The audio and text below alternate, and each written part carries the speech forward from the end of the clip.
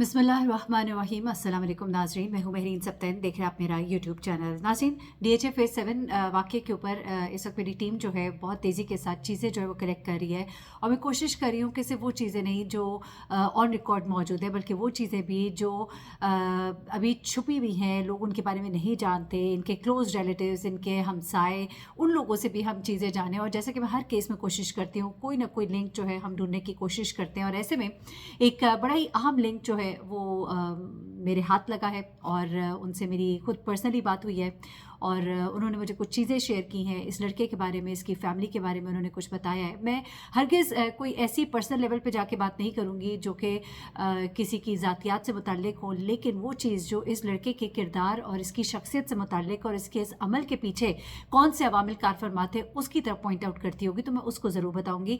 ना ही कोई हमारा ताल्लुक़ है घरों के अंदर घुसने का या घरों के अंदर के मामलात को लोगों के सामने लाकर किसी को बहुत बुरी तरह से बेनकाब करना, लेकिन इन लोगों ने जो काम किया है वो इस कदर मैं कहूँगी कि घटिया है कि एक इतनी बड़ी हरकत हुई, इनके बेटे ने 6 लोगों की ज़िंदगी ले ली और उसके बाद इनके वालिद साहब जो हैं या इनके घर वाले, उनको इतना नहीं हुआ कि वो जाके इनके वालिद से कोई अफसोस करते या उनको पैगाम ही भिजवा देते। खुद जाते हुए डर लगता था, पैगाम भिजवा देते कि हम शर्मिंदा हैं, हमें बहुत शर्मिंदगी है, हम आपके सामने हाथ जोड़ते हैं, हम माफ़ी मांगते हैं, हम आपके पाँव पड़ते हैं, हमारा बेटा नाफरमान है, नाखल्फ है। लेकिन नहीं, हरगिज़ नहीं, बल्कि इस लड़के के लिए इसके अहबाब जो है वहाँ पर हूटिंग करते रहे जब इसको जुडिशल किया गया था। लेकिन उसके बाद जब इस पर दहशतगर्दी की दफ़ात लगी, उसके बाद इसको जिस्मानी रिमांड पर पुलिस के हवाले किया गया, जबकि इनका तो ये कहना था कि ये बच्चा है और ये हादसा था। लेकिन अब चीज़ें जो है वो जिस तरह सामने आ रही हैं वो ये शो कर रही हैं कि इस लड़के ने जानबूझकर हिट किया था, क्योंकि इसके अपने दोस्त, देखिए कोई और नहीं, वो लड़के जो 3 इसके साथ बैठे थे उनमें से इब्राहिम ने भी बाकायदा तौर पर पहले तो ये एक्सेप्ट किया कि गाड़ी चलाने वाला अफनान था। इनकी कोशिश थी कि अफनान की जगह किसी ड्राइवर को डाल दिया जाए। दूसरी बात जो उसने की, उसने ये कहा कि बाकायदा गाड़ी हिट की गई है। ये वही बात है जो कि जो मकतूलीन हैं उनके वालिद जो हैं उनका जो बयान है, उनका भी ये कहना है कि इन लड़कों ने बाकायदा हिट की। अच्छा, मैं आपको बताऊं कि इनके वालिद ने ये भी बात कही कि ऐसा लगता था कि इन लड़कों ने पी हुई है, ये ड्रंक थे। दूसरा, उन्होंने यहाँ तक एक बात कही जो मैं अभी जैसे जैसे मज़ीद बातें खुल के सामने आ रही है, उन्होंने हमारी एक रिपोर्टर से बात करते हुए बताया कि इस लड़के ने गाड़ी के शीशे के अंदर हाथ डाल के लड़की का दुपट्टा खींचने की कोशिश की। अच्छा, आपको ये भी बताऊँ, लोगों को थोड़ी सी कन्फ्यूजन है, जो आगे गाड़ी थी जिसको कि हिट किया गया उसमें हसनैन लड़का, उसकी बीवी और पीछे गाड़ी में उसका बहनोई और साथ में उसकी वालदा बैठी थी और एक बच्चा बैठा था, जबकि दूसरी गाड़ी में वो बहन थी। अच्छा, अब उसके बाद क्या होता है जनाब कि इन लोगों ने इस चीज़ को छुपाने की कोशिश की और कहा कि नहीं जी, बच्चे से गलती हो गई। उसमें अब इस लड़की की उम्र 17 साल बताई जा रही है। जुवेनाइल कोर्ट में ये मामला चलाया जाए, हादसा इसे करार दिया जाए, जिसके मुताबिक फिर कोई 67 लाख दियत बनती है इस तरह से इसके हादसे की जो एक अमाउंट फिक्स हुई भी है गालबन, तो उस हिसाब से वो इसको लेकर चलना चाहते हैं। लेकिन मकतूलीन के वालिद जो है वो बिल्कुल इन्हें माफ़ नहीं करना चाहते और वो ये भी कहते हैं कि इन्होंने बाकायदा तौर पे हिट किया था। अब एक और चीज़ जो आपके लिए जानना बड़ी मतलब चौंका देने वाली आपके लिए ये बात होगी कि वहाँ पर एक गार्ड मौजूद था। मैं अभी उस फैमिली की तरफ आती हूँ जिन्होंने मुझे इनकी फैमिली के बारे में कुछ बातें बताई हैं, लेकिन उससे पहले आपको बताऊँ कि यहाँ पर DHA का एक गार्ड था। DHA के गार्ड को जब इस लड़के ने ये हरकत कर दी, इसने अपने बाप को ये कहा जा रहा है कि फ़ोन किया। अब कॉल रिकॉर्ड डाटा जो है वो इस लड़के का हासिल किया जाएगा, क्योंकि ये कहा जा रहा है कि इस लड़के ने अपने बाप को फ़ोन करके बाकायदा हादसे का बताया और उसने अपने लोग वहाँ पर भेजकर वहाँ पर शवाहिद जो है उनसे उनको मैनेज करने की कोशिश की और वहाँ पे मौजूद DHA के एक गार्ड को बाकायदा तौर पे वहाँ से कुछ चीज़ें जो है गायब करने का कहा गया। लड़के को वहाँ से गायब कराने के लिए कहा गया। वहाँ पर जो लोग पहुँचे उन्होंने लड़के को वहाँ से सीन से गायब करने की कोशिश की। लोगों का वहाँ पे हजूम हो गया था और उस लड़के को उन्होंने पकड़ लिया था। उसके बाद ये जो है लड़का, इसको पुलिस के हवाले तो किया गया, लेकिन पुलिस ने आगे फिर मैनेज किया चीज़ों को और 3 दिन के लिए लड़का जो है मंजर आम से गायब रहा। ये भी एक बहुत बड़ी ख़बर है इस लिहाज से कि वो जो DHA का गार्ड है वो अब मफरूर है।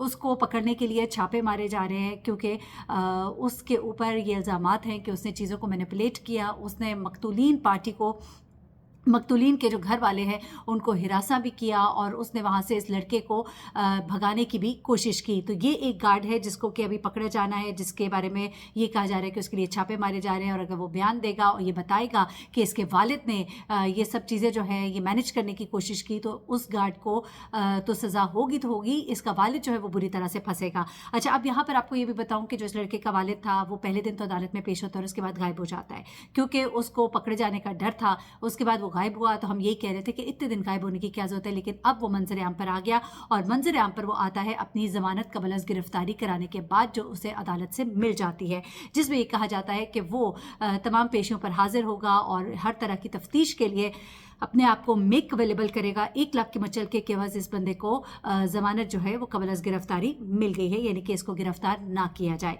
अगली चीज़ जो है वो ये है कि इसके जो दोस्त हैं वो कहा जा रहा है कि अब जेल की सुलाखों के पीछे है, लेकिन अभी तक इनको अदालत में प्रोड्यूस नहीं किया गया। लेकिन एक लड़का जो है इब्राहिम, जो कि फ्रंट सीट पर बैठा था, उसको भी शामिल जुर्म करार देते हुए उसके ऊपर भी 302 और ATA की जो दफात है वो लगाई जा रही हैं।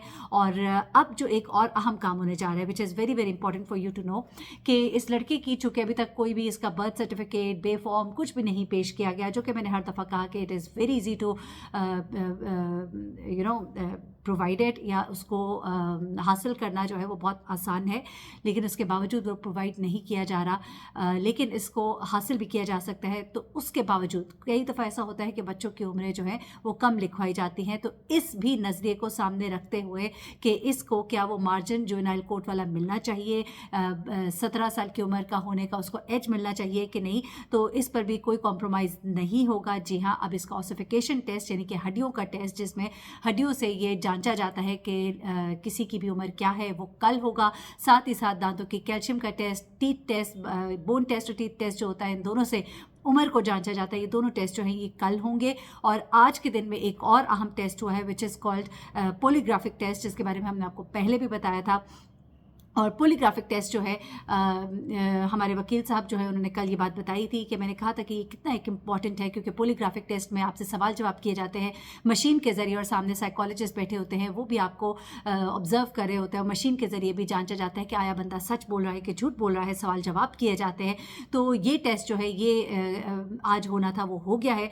और इसमें ये भी कहा जा रहा है कि ये टेस्ट जो है ये इम्पॉर्टेंट होता है। ये इसलिए इम्पॉर्टेंट होता है एज अ सोशल एविडेंस इसको लिया जाता है, एक थर्ड एविडेंस के तौर पे इसको लिया जाता है। तो इस टेस्ट को भी आप नहीं कह सकते कि इसकी कोई अहमियत नहीं है, इसकी एक अहमियत है, लेकिन ऑफ कोर्स उन दूसरे टेस्ट के मुकाबले में इतना एक इम्पॉर्टेंट नहीं, लेकिन ख़ास तौर पे एक जो आपकी तफ्तीश होती है उसको भी रुख देने के लिए भी ये बड़ा इंपॉर्टेंट टेस्ट होता है। जैसे कि मैंने पहले भी बोला कि आपका बर्थ सर्टिफिकेट मेक अवेलेबल किया जा सकता है, लेकिन नहीं किया जा रहा। क्यों नहीं किया जा रहा? लेकिन अब ये ऑसिफिकेशन और कैल्शियम टीथ टेस्ट जो है ये कल होंगे, इससे भी चीज़ें क्लियर होगी। और आज होने वाला पॉलीग्राफिक टेस्ट, उसका रिपोर्ट जो है कल गालबन सामने आएगी।